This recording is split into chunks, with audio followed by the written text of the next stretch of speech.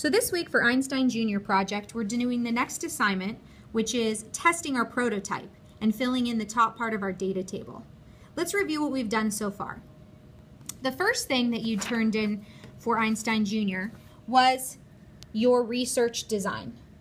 In your research design, what you were asked to do is write 2 paragraphs after reading an article, MLA format citation to cite the article that you read, and then attach the article that you read to your summary.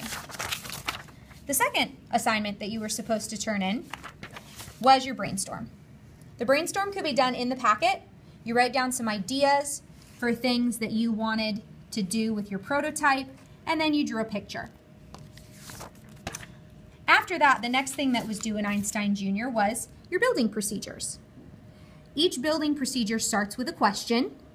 How can I build a car made entirely out of pasta that will travel down a ramp, as an example? Then you were supposed to list your materials, and then your design procedures were steps that explain how to build your prototype. Each step should start with a verb, and the step should be very concise and specific. There should be a minimum of 10 steps. Attached to your building procedures, you were supposed to have a picture of your prototype that was labeled with measurements. Last week, the thing that you were turning in for Einstein Jr. was your data table. The data table was supposed to be blank. The only thing you needed to change for your data table was your name, the title for your challenge, and then changing the table so that it fit your specific Einstein Jr. project. In the case of this one, there's a picture of the prototype, and the thing that will be measured is distance traveled. Make sure you put your units. Now this week, you're going to take this table and you're going to fill in just the top portion by conducting trials with your prototype. Before you conduct trials, though, you're going to want to write your testing procedures. And that's what this item is that I gave you this week.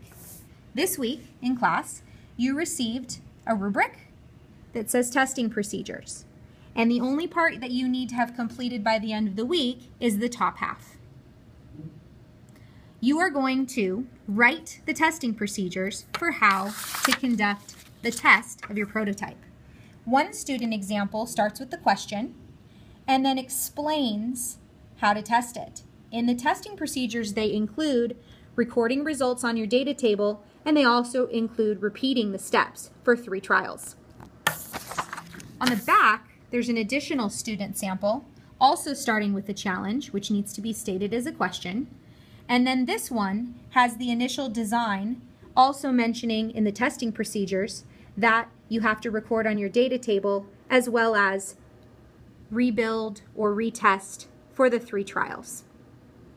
So at the end of this week, you're going to take that prototype, you're going to test it 3 times, you're going to record it in your data table, here, here, and here, and it's okay if it's written in, and then you're going to type your testing procedures. When you turn in your testing procedures on Friday, please take this rubric off, the one that you put your name on in class, and please staple this rubric to your testing procedures so that I can grade it. If you have any questions, feel free to see me. Thank you.